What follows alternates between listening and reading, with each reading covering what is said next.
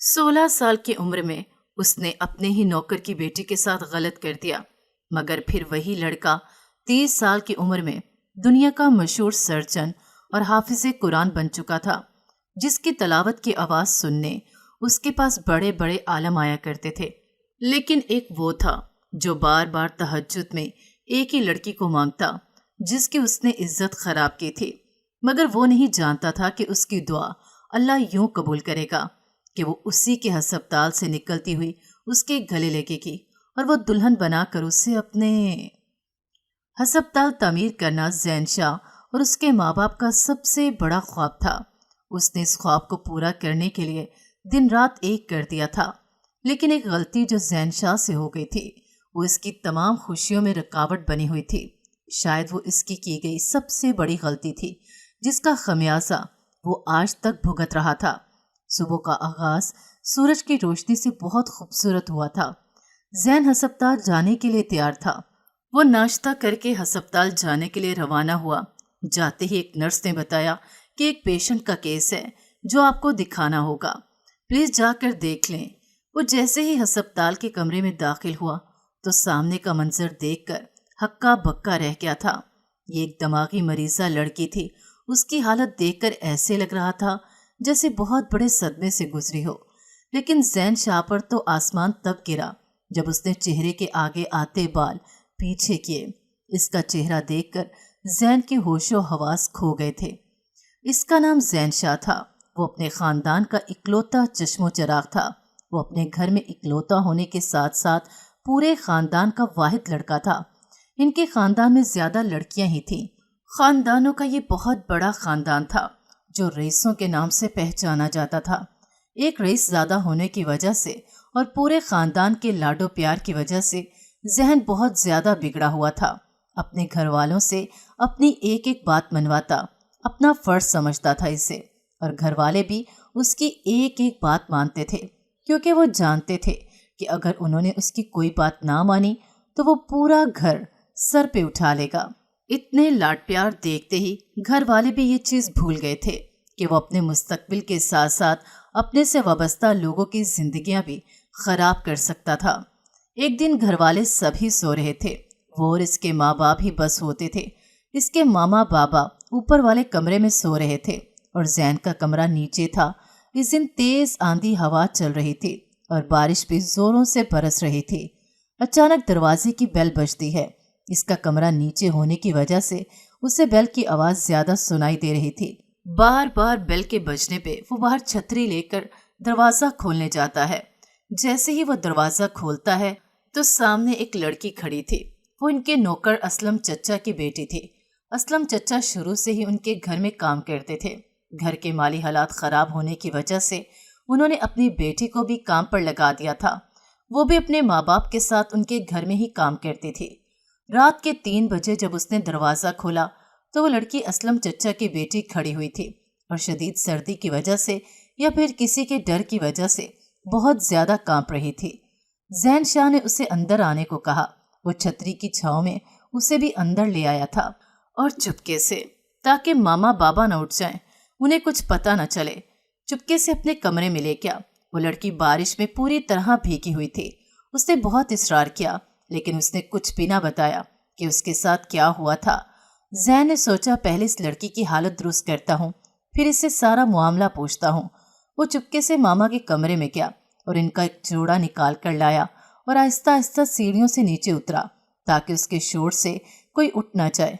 और नीचे अपने कमरे में जाकर जहाँ उसने लड़की को बिठाया था उसे उसने अपनी मामा का जोड़ा दिया था कि वो इसे बदल ले और अपनी हालत दुरुस्त कर ले।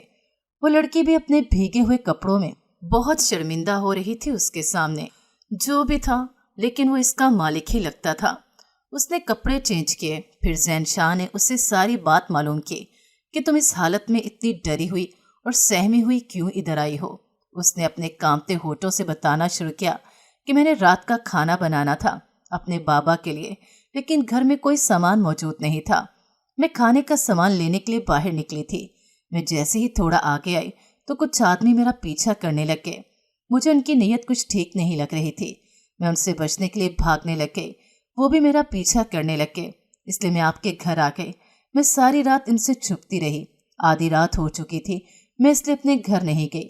میں ساری رات بارش میں بھیگتی رہی۔ وہ لڑکی زین شاہ سے التجا کرنے لگی کہ مجھے میرے گھر چھوڑ آئیں، میرے ابا پریشان ہوتے ہوں گے۔ نہ جانے یہ زین کی غلط صحبت کا اثر تھا یا شاید یہ کسی شیطانی بہکاوے میں آ رہا تھا کہ اس کا دل کسی بھی طرح مطمئن نہیں ہوا کہ اسے وہ گھر چھوڑ آئے۔ حالانکہ یہ ان کی نوکر کی بیٹی تھی جو کئی عرصے سے ان کے گھر میں کام کر رہا تھا۔ نہ جانے کیوں اس نے ایک دفعہ بھی نہ سوچا کہ میرا یہ قدم اٹھانے سے کیا کچھ ہو سکتا ہے اور عمر بھر کا پچھتاوا اس کے ساتھ ساتھ سایہ بن کر چل سکتا ہے۔ صبح انتہائی خوبصورت سورج کی کرنوں سے ہوئی تھی۔ روزانہ زین کی اماں اسے فجر کی نماز کے لیے اٹھانے آیا کرتی تھیں، اس لیے وہ دروازہ بند کر کے نہیں سوتا تھا بلکہ ہلکا سا دروازہ بند کر دیتا تھا تاکہ اماں آسانی سے دروازہ کھول کر اسے اٹھانے آ جائیں۔ اس دن بھی کچھ یوں ہوا تھا کہ اس کی اماں اسے اٹھانے کے لیے اس کے کمرے میں آئیں اور جیسے ہی وہ اندر داخل ہوئی ان کے ہوش و حواس اڑ گئے تھے کہ سامنے ایک لڑکی جو انتہائی بری حالت میں فرش پر ہے بے ہوش گری پڑی تھی۔ اس لڑکی کو زین کے کمرے میں دیکھنا اور اس کو اس بری حالت میں دیکھنا زین کی اماں کے دل میں بہت سارے سوال جنم لے رہے تھے۔ وہ جیسے اس لڑکی کے قریب گئیں انہوں نے فوراً پہچان لیا تھا کہ یہ تو ہمارے نوکر اسلم چچا کی بیٹی ہے۔ وہ ایک دفعہ پھر سکتے میں چلی گئی تھی۔ انہوں نے جلدی سے اس لڑکی کی حالت کو درست کیا اور بیڈ پر لٹا دیا۔ وہ زین کو بھی اس کمرے میں ڈھونڈ رہی تھی لیکن وہ انہیں کہیں بھی نظر نہ آیا۔ وہ پورے گھر میں اسے ڈھونڈنے لگی اور جیسے ہی باہر گارڈن میں آئی تو زین انہیں وہاں بیٹھا ہوا نظر آیا۔ وہ بہت شرمندہ تھا۔ وہ کسی بھی گھر والے سے نظر نہیں ملا سکتا تھا۔ وہ ان کو کیا جواب دیتا کہ آپ کا اکلوتا بیٹا جس کو آپ نے بہت لاڈ پیار سے پالا اور دنیا کی ہر آسائش اسے فراہم کی، اسے کسی چیز کی کمی نہ رہنے دی۔ زین شاہ کو لے کر انہوں نے پتہ نہیں کتنے خواب سجائے ہوں گے۔ آج انہیں معلوم نہیں تھا کہ وہ سب خواب چکنا چور ہو گئے تھے۔ آج اس نے اس لڑکی کی عزت خراب کر کے اپنے ماں باپ کی نظروں میں اپنا مقام کھو دیا تھا۔ زین کی ماں اس کے قریب آئی اور کھینچ کر اس کے منہ پر تھپڑ رسید کیا تھا۔ یہ تھپڑ شاید اس کی زندگی بدلنے جا رہا تھا اور اس کی ماں زین سے کہنے لگی، اگر یہی تھپڑ میں تجھے اس وقت مار دیتی جس وقت تم مجھ سے ضد کرتے تھے پر ہم چپ چاپ تیری ہر خواہش پوری کرتے تھے، تجھے کسی چیز کی کمی نہیں رہنے دیتے تھے اور تو اپنے آوارہ دوستوں کے ساتھ جانے کی ضد کرتا تھا اور ہم چپ چاپ مان جاتے تھے۔ صرف اس وجہ سے ہم تیری ہر بات مانتے تھے کہ کہیں ہمارا اکلوتا بیٹا ہم سے دور نہ ہو جائے، لیکن آج تو نے کسی کی بیٹی کی عزت خراب کر کے ہماری نظروں میں اپنی عزت کھو دی ہے۔ کچھ ہی دیر بعد اس کی ماں کی آواز سن کر اس کے بابا بھی نیچے آ گئے۔ انہیں بھی جب سارا معاملہ پتہ چلا تو انہوں نے بھی سر پکڑ لیا کہ اب ہماری عزت کا کیا ہوگا، جس عزت کو کمانے کے لیے میں نے تجھے پیدا کیا، پالا پوسا، ہر خواہش پوری کی، تیرے منہ سے نکلنے سے پہلے ہر چیز تجھے فراہم کی، آج وہی عزت تو نے ہماری کیچڑ میں ڈھیر کر دی ہے۔ ہم اس کے باپ کو کیا جواب دیں گے؟ ہمارا یہ مخلص نوکر جس نے کبھی نمک حرامی نہیں کی تھی، جس نے ہمیشہ ہماری عزت کا پاس رکھا تھا، آج اسی کے گھر کی عزت لوٹ لی ہم نے۔ ہم دنیا والوں کو کیا منہ دکھائیں گے؟ کچھ ہی دیر بعد دروازہ بجنے کی آواز آئی تھی۔ دروازہ کھلا ہوا تھا۔ ہمارے نوکر اسلم چچا اندر داخل ہوئے۔ شاید وہ اپنی بیٹی کو ڈھونڈنے کے چکر میں زین شاہ کے گھر آئے تھے۔ وہ زین کے بابا کے پاؤں میں بیٹھ کے التجائیہ انداز میں رونے لگے، صاحب جی میری بیٹی گم ہو گئی ہے، خدا کا واسطہ اسے ڈھونڈنے میں میری مدد کیجیے۔ میں نے گلے محلے کا ایک ایک کونا چھان مارا لیکن وہ کہیں بھی نہیں ملی۔ میرے بابا مجھے افسوس والی نگاہوں سے دیکھنے لگے تھے۔ زین کو بھی انتہائی شرمندگی ہو رہی تھی کہ آج میں نے کیا کر دیا تھا۔ پھر مجبوراً زین کے بابا کو ان سے جھوٹ بولنا پڑا تھا۔ ان کو اپنی عزت کی بہت پرواہ تھی، معاشرے میں ان کا ایک مقام تھا۔ انہیں معلوم تھا اگر انہوں نے ساری سچائی بتا دی تو اسلم چچا اپنی بیٹی کو انصاف دلانے کے لیے ہمیں کورٹ کچہری میں گھسیٹ لیں گے۔ وہ غریب ضرور تھے، ملازم ضرور تھے، لیکن ایک معزز اور عزت دار آدمی تھے۔ زین کے بابا نے ان کو بتایا تھا کہ آپ کی بیٹی رات کو گھر سے باہر نکلی تھی، کچھ آدمی اس کے پیچھے پڑ گئے تھے، ان سے بچتی ہوئی ہمارے گھر آ پہنچی۔ وہ بارش میں پوری طرح بھیگی ہوئی تھی۔ ہم نے اس کی حالت درست کر کے ایک کمرے میں آرام کرنے کو کہا تھا۔ ہم نے اسے آدھی رات کو گھر اس لیے نہیں بھیجا تاکہ اگر محلے والوں میں سے کوئی بھی اسے آدھی رات کو دیکھ لیتا تو 100 باتیں بناتا۔ زین کے بابا نے کسی بھی طرح اسلم چچا کو تسلی دی اور بتایا کہ تمہاری بیٹی ہمارے گھر ہی ہے۔ اس کو کافی تسلی ہوئی کہ جو بھی ہے یہ گھر میرے مالک صاحب کا ہے، میری بیٹی اس گھر میں محفوظ ہی ہوگی۔ اس کی آنکھیں اپنی بیٹی کو دیکھنے کے لیے بےتاب تھیں۔ وہ کہنے لگے کہ مجھے جلدی سے میری بیٹی سے ملوا دیجیے تاکہ میری آنکھیں ٹھنڈی ہو سکیں۔ میں نے رات بھر اپنی بیٹی کو نہیں دیکھا۔ زین کی اماں اور بابا بہت زیادہ شرمندہ ہو رہے تھے اور ان سب کے دل میں ایک ہی ڈر تھا کہ ہم نے جھوٹ تو بول دیا، لیکن اگر ان کی بیٹی نے انہیں سب کچھ بتا دیا تو ہماری معاشرے میں کوئی عزت نہیں رہے گی۔ خیر جو بھی تھا، فی الوقت کے لیے زین کے گھر والوں نے بات کو ہینڈل کر لیا تھا۔ سب گھر والے اور اسلم چچا بھی کمرے کی طرف جا رہے تھے۔ ادھر جا کر دیکھا تو ان کی بیٹی آنکھیں کھولے بالکل گمسم پڑی ہوئی تھی۔ انہوں نے بھاگ کر جا کر اپنی بیٹی کو گلے سے لگا لیا اور وہ اپنا دکھ بانٹنے لگے کہ بیٹا تو کیوں باہر گئی تھی؟ میں بھوکا رہ لیتا، پیاسا رہ لیتا، لیکن مجھ سے تیرا وچھوڑا برداشت نہیں ہونا تھا۔ تجھے کچھ ہو جاتا تو میں کیا کرتا اکیلا اس دنیا میں؟ تجھے پتا تو ہے تیری ماں بھی مجھے چھوڑ کر چلی گئی۔ تو ہماری اکلوتی بیٹی ہے، آئندہ تو نے بالکل خیال رکھنا ہے اور بغیر بتائے گھر سے نہیں جانا۔ یہ تو شکر ہے کہ تو ہمارے مالک صاحب کے گھر ہے، مجھے ان پر پورا یقین ہے، بھروسہ ہے۔ لیکن اسے کیا پتا تھا جس گھر کے لوگوں پر وہ اتنا بھروسہ اور اعتماد کرتا ہے، اسی گھر کے بیٹے نے ان کے گھر کی عزت پاؤں تلے رون دی تھی۔ ان کی بیٹی ٹس سے مس نہیں ہوئی تھی، شاید اسے شدید صدمہ پہنچا تھا رات والے واقعے سے۔ وہ ایک دکھ سے بچ کر ان کے گھر آئی تھی، لیکن اسے کیا معلوم تھا کہ ایک اور دکھ ساری زندگی میرے ساتھ چلے گا۔ اسلم چچا نے اپنی بیٹی کو بلایا کہ بیٹا تو کیوں نہیں کچھ بول رہی، لیکن وہ کچھ بھی بولنے سے قاصر تھی۔ زین شاہ کی ماں اور اس کے بابا تو جیسے پتلے بنے کھڑے ہوئے تھے۔ زین نے زندگی میں ہمیشہ انہیں خوش اور مسکراتے ہوئے دیکھا تھا۔ زین کے ماں باپ آج پہلی دفعہ اتنا شرمندہ ہوئے تھے، وہ بھی اپنے بیٹے کی وجہ سے، جس بیٹے کی خواہش پوری کرنے کے لیے وہ دن رات ایک کر دیتے تھے۔ انہوں نے اسلم چچا کو یہی بتایا تھا کہ آپ کی بیٹی شاید اس لیے گمسم ہے جو وہ رات میں گم ہو گئی تھی اور اپنے گھر کا راستہ بھول گئی تھی۔ شاید رات والا ڈر ابھی تک اس کے ذہن سے نہیں نکلا۔ زین کے بابا نے انہیں یہی کہا تھا کہ آپ اپنی بیٹی کو گھر لے جائیں اور انہیں کسی ڈاکٹر کو دکھائیے، یہ ٹھیک ہو جائے گی۔ اسلم چچا اپنی بیٹی کے ملنے پر جتنا خوش تھے اتنا ہی اس کے گمسم اور ذہنی صدمے کی وجہ سے، اس کے چپ ہو جانے کی وجہ سے وہ دکھی بھی تھے۔ وہ مریم کو گھر لے گئے تھے۔ وہ چل پھر تو سکتی تھی، لیکن ایک مجسمہ بنی ہوئی تھی کہ جیسے رات والا واقعہ اس کی آنکھوں کے گرد گھوم رہا تھا اور وہ کچھ بولنے سے قاصر تھی۔ جیسے ہی اسلم چچا اپنی بیٹی کو لے کر گئے تھے، زین کے ماں باپ سر پکڑ کر بیٹھ گئے تھے کہ تو نے ہماری عزت کا جنازہ نکال دیا۔ یہ تو اللہ کا بہت کرم ہے کہ ان کی بیٹی نے انہیں کچھ بتایا نہیں۔ اگر وہ بتا دیتی تو اسلم نے پورے محلے کو تیری کرتوتوں کا بتا دینا تھا اور ہمارے گھر کی کیا عزت رہنی تھی۔ تجھے کچھ اندازہ بھی ہے؟ زین کو کچھ نہیں معلوم تھا کہ وہ اس گناہ کو لے کر ساری عمر کیسے کاٹے گا۔ اس لڑکی کا چہرہ بار بار اس کی آنکھوں کے گرد گھوم رہا تھا۔ وہ ڈری سی سہمی سی لڑکی ساری زندگی کے لیے زین شاہ کی آنکھوں میں تصویر کی طرح چھپ گئی تھی۔ اسے اندازہ نہیں تھا زین کے ماں باپ فی الوقت کے لیے تو اسے بہت ساری باتیں سناتے رہے، لیکن اس نے بھی ٹھان لی تھی کہ یہ زندگی کے 16 سال جو اس نے گناہ کاری میں کاٹے اور غلط صحبت میں کاٹے تھے، لیکن آج کا دن اس کی زندگی بدلنے جا رہا تھا۔ آج اسے تہیہ کر لیا تھا کہ جو بھی ہے، جس لڑکی کی عزت اس نے خراب کی تھی، اس کو وہ اپنی عزت بنا کر اپنے گھر لائے گا۔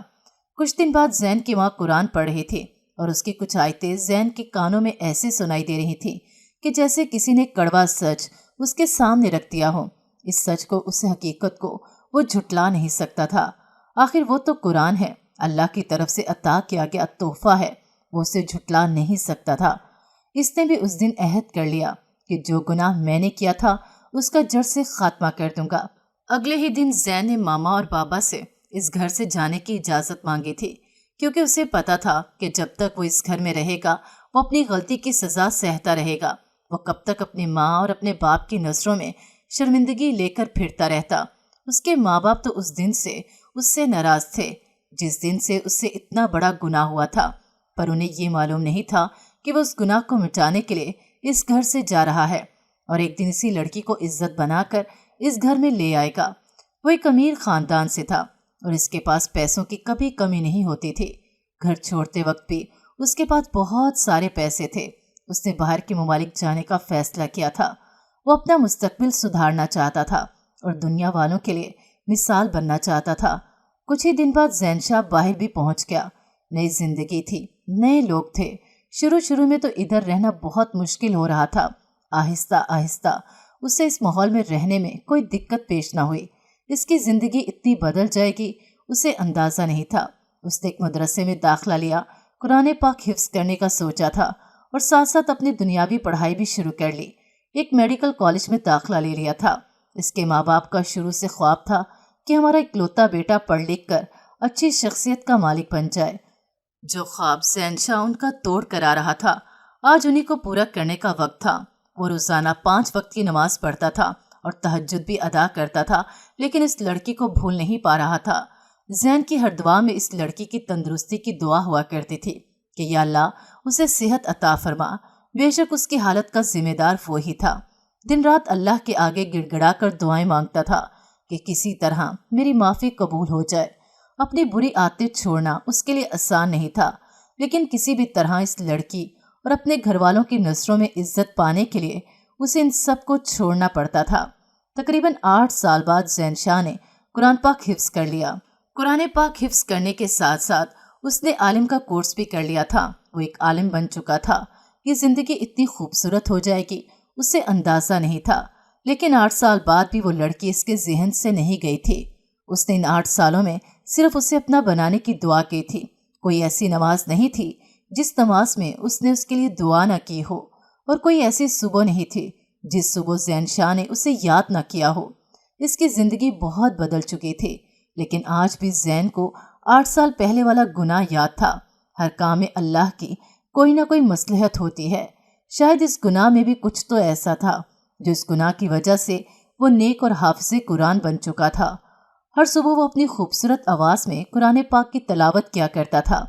दीनी पढ़ाई तो इसकी मुकम्मल हो चुकी थी, लेकिन कॉलेज की पढ़ाई थोड़ी सी रहती थी। वो एक सर्जन डॉक्टर बन रहा था। बाहर के ममालिक में मुसलमान बहुत कम होते थे, लेकिन जो थोड़े बहुत मुसलमान होते थे वो कभी कभार दूर दूर से उसकी तलावत सुनने आया करते थे। अल्लाह ने उसकी आवाज़ में एक दर्द रखा था कि वो जब जब तलावत करता था, सुनने वालों की आंखों में आंसू आ जाया करते थे। वो बहुत दिल से अल्लाह की इबादत करता था कि किसी तरह मुझे माफ़ी मिल जाए और वो लड़की मेरी हो जाए। वो उसे इज्जत बनाना चाहता था। वैसे तो उसे बहुत नए नए लोग मिल रहे थे, कुछ दोस्त भी बना लिए थे उसने। वो दोस्त भी ज़ैन शाह के मदरसे के ही थे। कॉलेज में उसका कोई दोस्त नहीं था। जो कुछ दोस्त थे वो भी इसके साथ आलिम बन रहे थे। वो पिछला वक्त दोहराना नहीं चाहता था। उसने पिछली ज़िंदगी में जो भी गुनाह किए थे उसने गलत सोहबत की वजह से ही किए थे। वो उसकी गलत सोहबत का ही असर था। कुछ माँ बाप ने ढील दे रखी थी और कुछ रईस ख़ानदान में पैदा होने की वजह से ज़ैन शाह की ख्वाहिश कभी रद्द नहीं की गई थी। बड़े बड़े आलिम उसकी तलावत सुनने के लिए आया करते थे। 1-2 साल बाद उसकी कॉलेज की पढ़ाई भी मुकम्मल हो चुकी थी और फिर वो सर्जन डॉक्टर बन चुका था। ज़ैन शाह और उसके माँ बाप का ख्वाब था हस्पताल तमीर करवाना, और इनका ख्वाब हर हाल में पूरा करना चाहता था। और कुछ वो भी कामयाबी की सीढ़ी तक पहुंचना चाहता था कि वो लोगों के लिए मिसाल बन सके और इस लड़की को अपना सुधरने का हवाला देकर उसे अपना बना सके। बेशक खुदा बहुत ज़र्फ वाला है, वो नहीं थकता हमें माफ़ करके। उसे यकीन था कि मैं अपने अल्लाह से रो रो कर माफ़ी मांगूंगा तो वो मुझे माफ़ कर देगा, और जब अल्लाह माफ़ करने वाला है तो दुनिया वालों की क्या मजाल है। उसे पूरा यकीन था कि एक दिन मैं सब कुछ ठीक कर लूँगा। अल्लाह ताला का हुक्म है कि पहले तुम हुकूकुल अबाद को पूरा करो, बाद में हुकूकुल्लाह को पूरा करना। जब मेरा बंदा तुम्हें माफ़ कर देगा तो मैं भी तुम्हें माफ़ कर दूंगा। उसे हर हाल में अपनी कामयाबी की मंजिल तक पहुंचना था, और इस लड़की की ज़िंदगी जो उसने ख़राब की थी उसे हर हाल में उसने ठीक करना था। वो माजी वाला सलार नहीं बनना चाहता था। वो जब डॉक्टर बन चुका था तब उसने पाकिस्तान में एक हस्पताल बनाने का सोचा था, और कुछ दिनों में ही उसने इसकी तामीर का काम शुरू करवाना था। देखते ही देखते उसने अस्पताल भी बना लिया। वो एक प्रोफेशनल सर्जन डॉक्टर भी बन चुका था। डॉक्टर बनने के साथ साथ एक हाफिज़े कुरान भी था। अल्लाह उसे इतनी कामयाबी अता करेगा उसे मालूम नहीं था। बेशक अल्लाह मुआफ़ करने वाला है। اللہ ہمیں اس دنیا میں توبہ کرنے کا پورا موقع دیتا ہے، ہم کب اس کی بارگاہ میں حاضر ہوں اور وہ کب ہماری غلطیوں کو معاف کرے۔ اللہ نے آج اسے اس مقام پر کھڑا کر دیا تھا کہ جس مقام پر کھڑا ہونے کے لیے اس کے ماں باپ اسے دیکھنا چاہتے تھے۔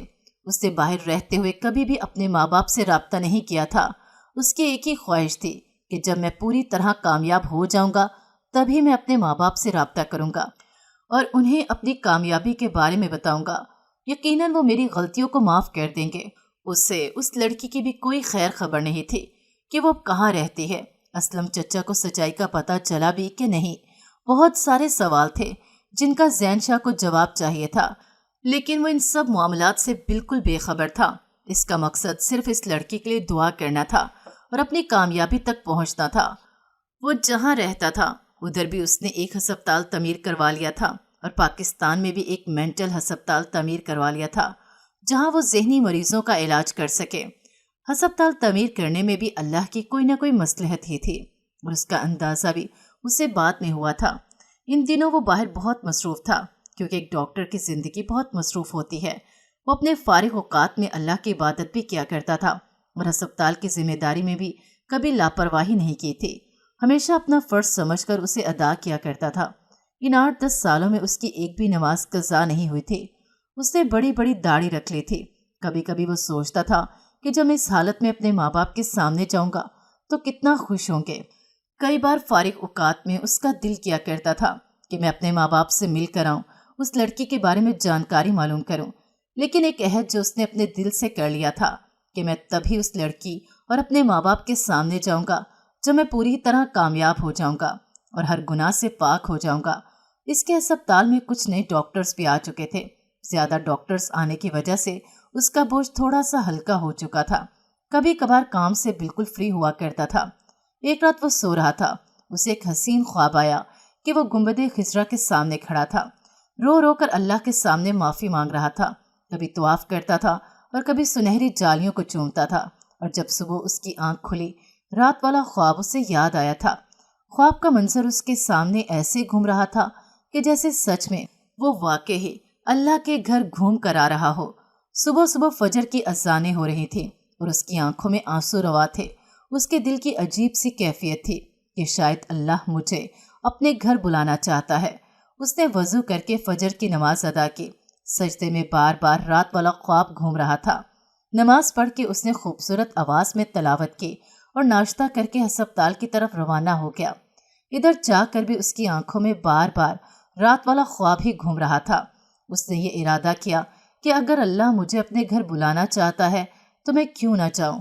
اس نے اپنی سیٹ پر بیٹھے بیٹھے کال ملائی کہ سب ڈاکٹرز کی آج دوپہر 12 بجے میٹنگ ہے۔ دوپہر کے 12 بجے سب ڈاکٹرز اس کے سامنے تھے۔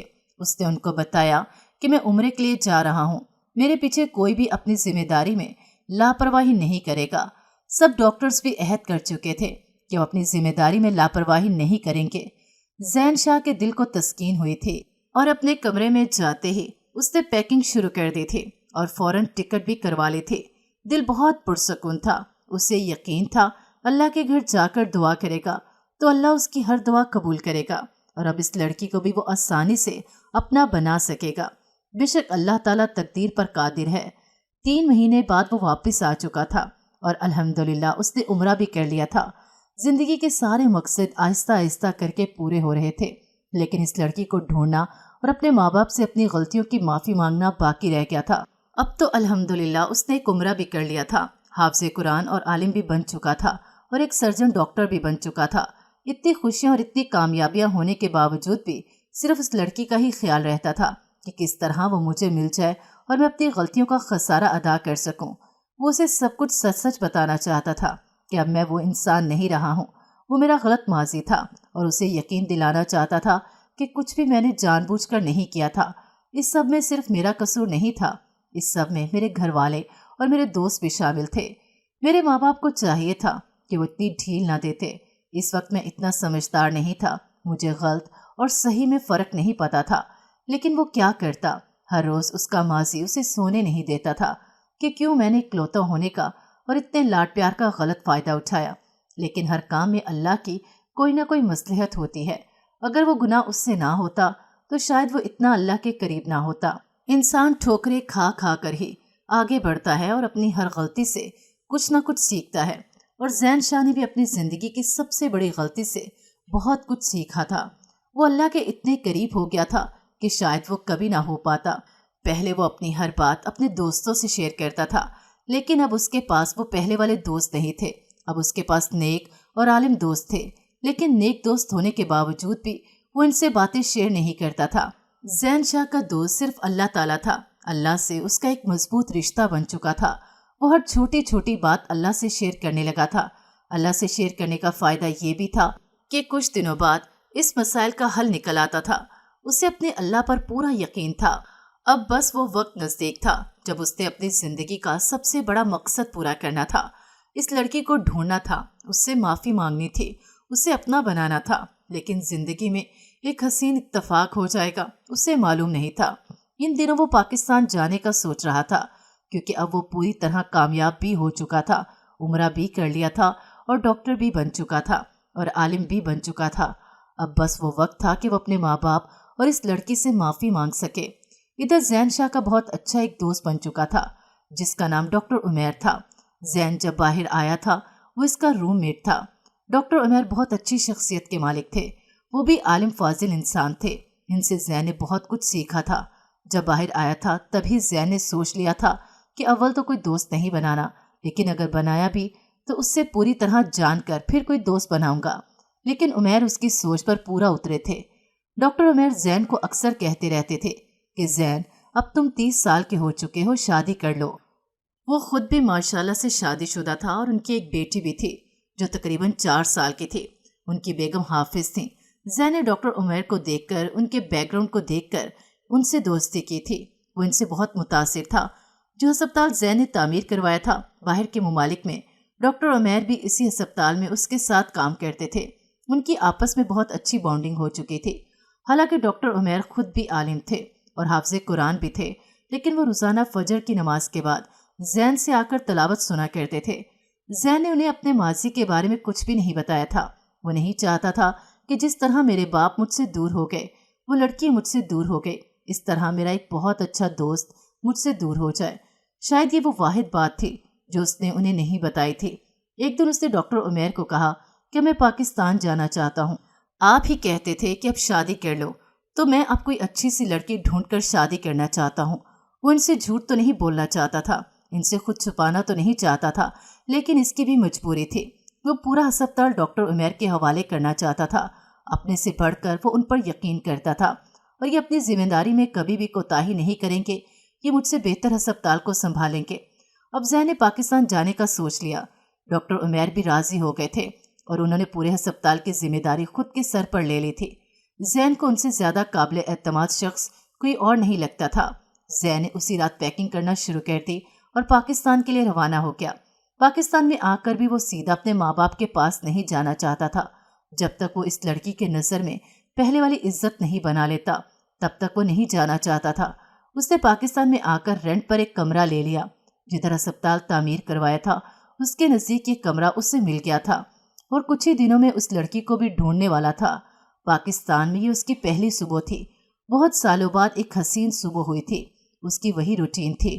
اس نے اٹھ کر تہجد ادا کی، کچھ دیر بعد اس نے فجر کی نماز ادا کی، قرآن پاک کی تلاوت کی، ناشتہ کر کے وہ ہسپتال جانے کے لیے تیار ہو گیا تھا۔ زین شاہ کو نرس نے بتایا کہ ایک پیشنٹ کا کیس ہے، جا کر پلیز دیکھیے۔ وہ اس کمرے میں داخل ہوا تھا۔ یہ صبح اتنی حسین ثابت ہو رہی تھی اس کے لیے اسے معلوم نہیں تھا۔ ایک مریضہ جو بیڈ پر لیٹی ہوئی تھی، وہ قریب جا کر اس کا چیک اپ کرنا چاہتا تھا، لیکن جب اس نے اپنے چہرے سے بال پیچھے کیے تو زین شاہ کا دل وہاں ہی جیسے کسی نے روک لیا۔ یہ تو وہی لڑکی تھی، مریم، اسلم چچا کی بیٹی۔ شاید آج زین شاہ کی تلاش ختم ہو چکی تھی۔ آج اس کی زندگی کا سب سے بڑا مقصد پورا ہو چکا تھا۔ وہ لڑکی مجسمہ بنی اسے دیکھے جا رہی تھی، اپنی جگہ سے حرکت تک نہیں کی۔ وہ سوچ میں پڑ گیا کہ اس کی یہ حالت یہ میرے ہسپتال میں کیسے آئی۔ وہ شاید زین شاہ کو پہچان چکی تھی۔ اس نے اسے دیکھتے ہی اپنی آنکھیں اور اپنا منہ کا رخ موڑ لیا تھا۔ وہ سوچ میں پڑ گیا تھا کہ اس کے ساتھ ہوا کیا ہے، یہ آج کس حالت میں تھی۔ جیسے ہی اس کے قریب گیا وہ جاننا چاہتا تھا کہ اس سے آخر ہوا کیا ہے، لیکن اسے معلوم نہیں تھا کہ اس کی حالت کا ذمہ دار وہی تھا۔ اس سے پوچھنا ہی چاہتا تھا، اتنے میں اسلم چچا دروازہ کھولتے ہوئے اندر آ رہے تھے۔ ہاتھ میں کچھ دوائیاں پکڑی ہوئی تھیں۔ شاید زین شاہ کو پہچانا نہیں تھا انہوں نے صرف ایک نظر اسے دیکھا تھا اور ہاتھ جوڑ کر اس کے سامنے فریاد کر رہے تھے کہ ڈاکٹر صاحب پلیز میری بیٹی کو ٹھیک کر دیجیے، یہ بہت سالوں سے بیمار ہے، میں اسے جگہ جگہ لے کر بھٹک رہا ہوں، شدید ذہنی صدمے کی شکار ہے۔ زین نے انہیں دونوں کندھوں سے پکڑ کر قریب ہی صوفے پر بٹھایا تھا۔ وہ شفقت بھری نگاہوں سے اسے دیکھنے لگے، لیکن ابھی بھی انہوں نے اسے نہیں پہچانا تھا۔ ان کے سامنے ایک 30 سالہ نوجوان لڑکا کھڑا تھا۔ اس کے چہرے پر داڑھی سجی ہوئی تھی۔ 16 سالہ زین اور 30 سالہ زین شاہ میں زمین آسمان کا فرق تھا۔ اسے تو کوئی بھی نہیں پہچان سکتا تھا، لیکن وہ لڑکی پہچان چکی تھی جس کی عزت خراب کی تھی۔ وہ لڑکی کیسے نہ پہچانتی؟ اتنے سالوں بعد اس کی اس حالت کا ذمہ دار وہ ہی تھا۔ وہ لڑکی مجسمے کی طرح لیٹی ہوئی تھی، شاید وہ کومے میں تھی۔ اس نے اسلم چچا کو بتایا تھا کہ اسلم چچا، میں زین شاہ ہوں جس کے گھر میں آپ کام کرتے تھے۔ اسے تو یہ تھا کہ اسلم چچا کو اس دن والی حقیقت سب معلوم ہو چکی ہے، لیکن انہیں تو کچھ بھی معلوم نہیں تھا۔ صرف یہ جانتے تھے کہ ان کی بیٹی شدید ذہنی صدمے کی شکار تھی اور وہ اسے جگہ جگہ لے کر بھٹک رہے تھے۔ اسلم چچا زین کے چہرے پر ہاتھ پھیر رہے تھے کہ زین بیٹا، ماشاءاللہ تو اتنا بڑا ہو گیا ہے، تو کیا بن گیا ہے؟ میں تو تجھے پہچان نہیں سکا۔ کیا کروں بیٹے، اب میری عمر بھی ہو گئی ہے۔ تیرے ماں باپ نے تو وہ گھر چھوڑ دیا تھا جس دن میری بیٹی گم ہوئی تھی، اور جس دن سے میں اپنی بیٹی کو لے کر آپ کے گھر سے گیا تھا، اس دن سے میری بیٹی نہ بولتی تھی، نہ کھاتی تھی، نہ پیتی تھی، سارا دن ایک مجسمے کی طرح پڑی رہتی تھی۔ بیٹے میں تجھے کیا بتاؤں کہ میں نے اپنے اوقات سے بڑھ کر اس کے لیے کیا، اسے ہر جگہ لے کر پھرا، لیکن پتہ نہیں اللہ کو کیا منظور ہے، اسے آرام ہی نہیں آتا۔ اسلم چچا کو کیا معلوم تھا کہ وہ جسے ساری حقیقت بتا رہے تھے وہی اس کی حالت کا ذمہ دار تھا۔ زین کی آنکھوں میں شرمندگی تھی۔ وہ آج کیسے اور کس منہ سے انہیں بتاتا کہ سب کیے کا ذمہ دار وہی تھا۔ اس نے چچا کو اس وقت تو کچھ نہیں بتایا، لیکن کافی تسلی دی تھی کہ آپ کی بیٹی ٹھیک ہو جائے گی، میں اس کا پوری ذمہ داری سے علاج کروں گا۔ زندگی کیسے کیسے موڑ پر لے آئے گی، زین شاہ کو اندازہ بھی نہیں تھا۔ بے شک اللہ شفا دینے والا ہے، لیکن اللہ کسی نہ کسی کو وسیلہ بنا کر بھیجتا ہے۔ آج اللہ اس لڑکی کے لیے زین شاہ کو وسیلہ بنا کر بھیجے گا، اسے ذرا سا بھی اندازہ نہیں تھا۔ خیر، اسے اس وقت اس لڑکی کا علاج کرنا تھا۔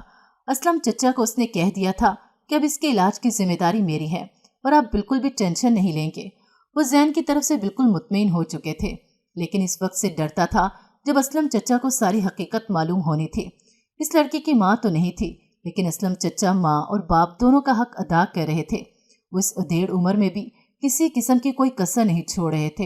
انہیں اپنی بیٹی ٹھیک چاہیے تھی۔ اب زین کی دعاؤں میں اس لڑکی کی تندرستی کی دعا مزید بڑھتی جا رہی تھی۔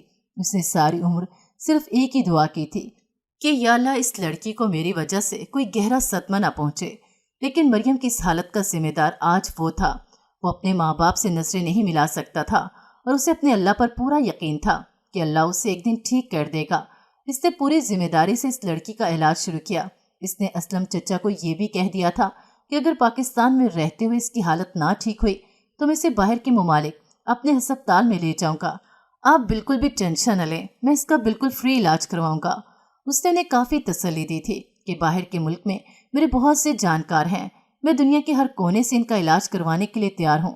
فی الوقت تو اسلم چچا حیران بھی ہو رہے تھے اور بہت خوش بھی ہو رہے تھے کہ زین ان کی اتنی مدد کر رہا ہے، لیکن انہیں معلوم نہیں تھا کہ وہ تو اس غلطی کا خسارہ ادا کر رہا ہے جو اسے نہ جانے میں ہو چکی تھی۔ ان دنوں زین شاہ کے اوپر قیامت ٹوٹ رہی تھی۔ ایک طرف اپنے ماں باپ کے پاس اتنے سالوں بعد جانے کی خوشی تھی، اور ایک طرف وہ لڑکی زندگی اور موت کی جنگ لڑ رہی تھی۔ پاکستان آتے ہوئے ایسا لگ رہا تھا کہ اب سب کچھ ٹھیک ہو جائے گا، وہ لڑکی مان جائے گی اور وہ اسے منا لے گا، وہ اپنے ماں باپ کو بھی راضی کر لے گا۔ لیکن اس لڑکی سے وہ معافی کیسے مانگتا اور کس منہ سے اس سے بات کرتا؟ آج اس کو اس حالت میں پہنچانے والا زین شاہ ہی تھا۔ وہ اپنے بوڑھے باپ کا واحد سہارا تھی۔ ماں باپ کو بڑھاپے میں سنبھالنے والی اس کی اولاد ہی ہوتی ہے، لیکن ادھر تو اسلم چچا کو اپنی بیٹی کو سنبھالنا پڑ رہا تھا۔ زندگی کیسے کیسے امتحان لے رہی تھی، کسی کو کچھ معلوم نہیں تھا، لیکن ان سب کی زندگی برباد کرنے والا وہ اکیلا زین ہی تھا۔ میں اپنی غلطی کو سدھارنا چاہتا تھا، میں نے کیا کچھ نہیں کیا۔ اس نے صرف اپنی غلطی کو ٹھیک کرنے کے لیے اور سب کو خوش کرنے کے لیے اپنا گھر چھوڑ دیا، اپنے ماں باپ کو چھوڑ دیا۔ خیر، اس نے اس لڑکی کا علاج شروع کر دیا۔ اسلم چچا رات کے وقت اپنی بیٹی کے پاس ہی ہوتے تھے، مگر دن کے وقت وہ انہیں گھر بھیج دیتا تھا۔ زین کے علاوہ کچھ نرسز بھی مریم کی دیکھ بھال کر رہی تھی۔ چونکہ اسلم چچا بوڑھے ہو چکے تھے، انہیں بھی آرام کی ضرورت ہوتی تھی، اس لیے دن کے وقت وہ گھر چلے جاتے تھے اور رات کو اپنی بیٹی کے پاس ہسپتال رکتے تھے۔ مریم کا علاج کرنا اس کے لیے زندگی کا سب سے بڑا امتحان تھا۔ زین کو اسے موت سے زندگی کی طرف لانا تھا، اسے ابھی جینا تھا۔ اسے وہ بتانا چاہتا تھا کہ جو گناہ اس سے نہ جانے میں ہو چکے تھے، آج وہ ان کا خسارہ ادا کرنے آیا تھا۔ اس نے بہت کچھ بتانا تھا کہ تمہاری وجہ سے میں اللہ کے نزدیک ہو گیا ہوں۔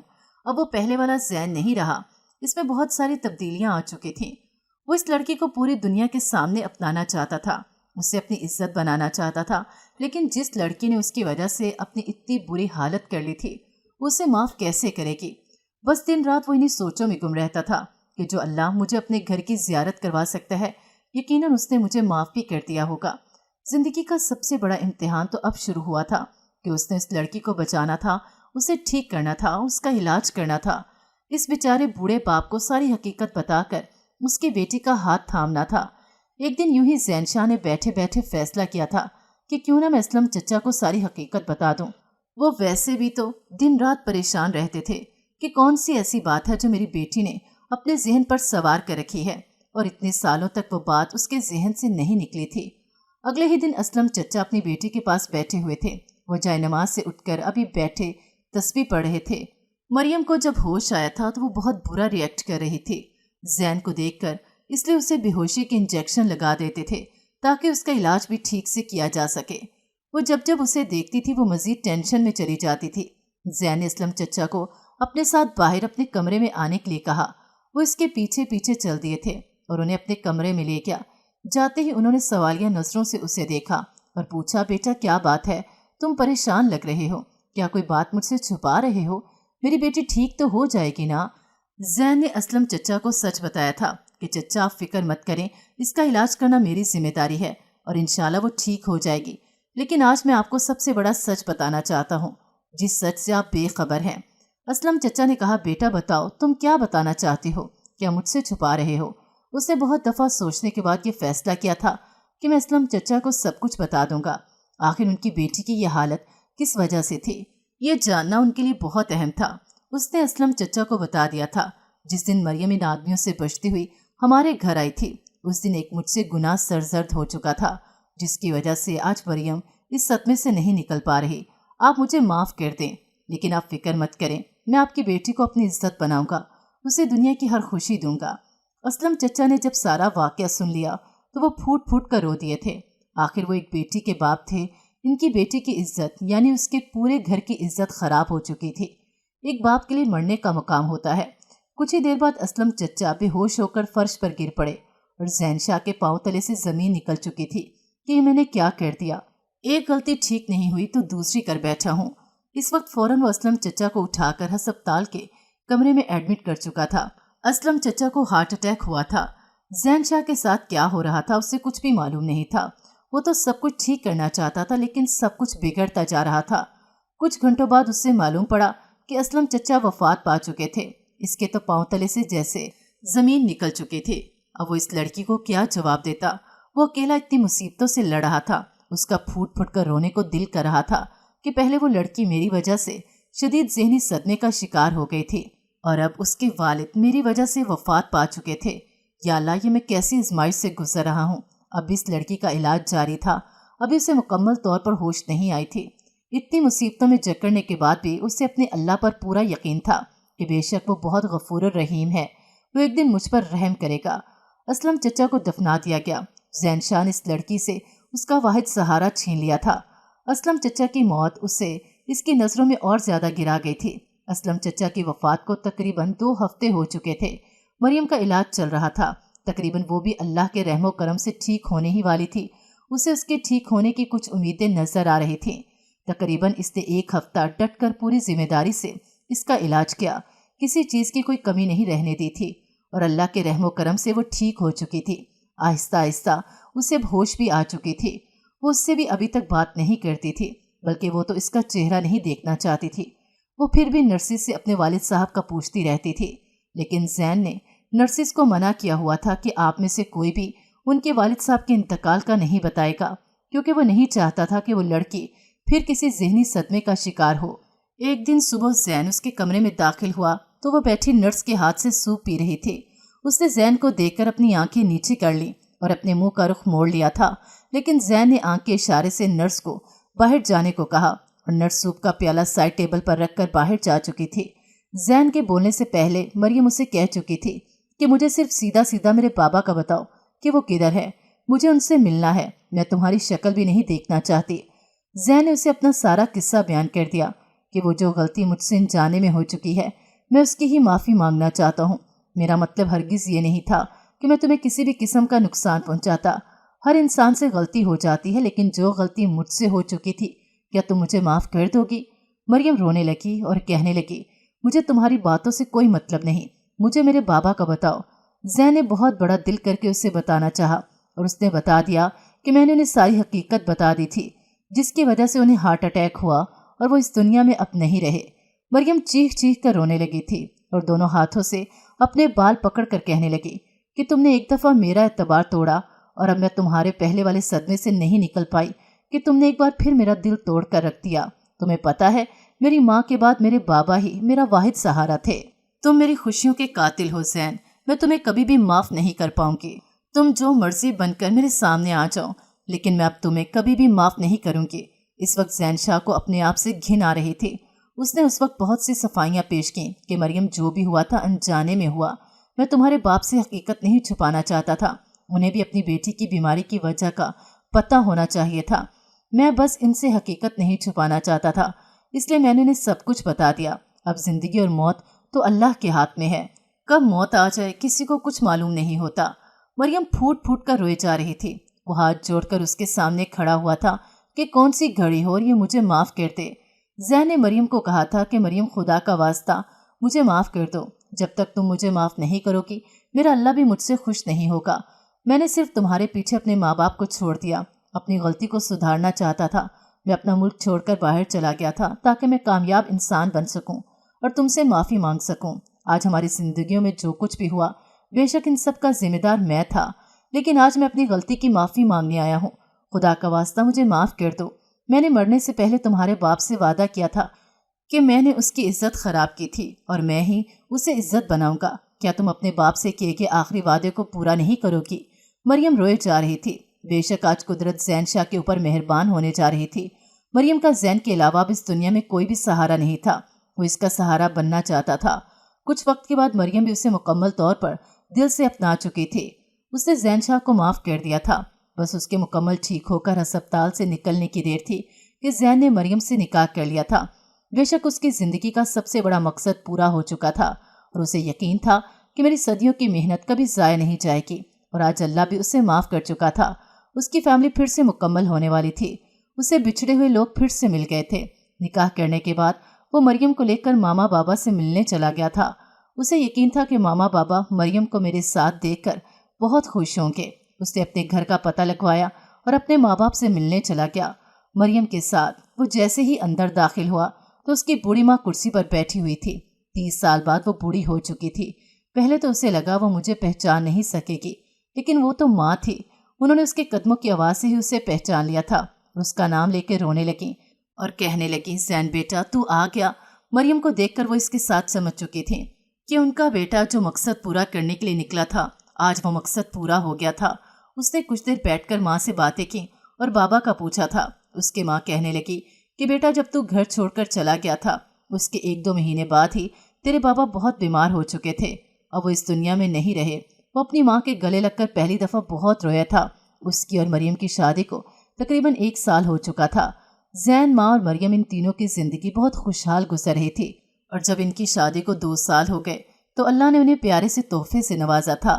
اللہ نے انہیں بیٹا عطا کیا، اس کا نام انہوں نے محمد عیسیٰ رکھا تھا۔ وہ بالکل زین شاہ کے بابا جیسا تھا۔ زین نے مریم کو کبھی بھی اس کے باپ کی کمی محسوس نہیں ہونے دی تھی۔ اس کی زندگی بہت خوشحال گزر رہی تھی ماشاءاللہ سے۔ بے شک اللہ ہماری محنت کو کبھی ضائع نہیں کرتا۔ اگر ہم ایک غلطی کرنے کے بعد اللہ کے دربار میں حاضر ہوں تو ایک دن ہمیں معاف کر کے ہمارا مقصد ہمیں عطا کر ہی دیتا ہے۔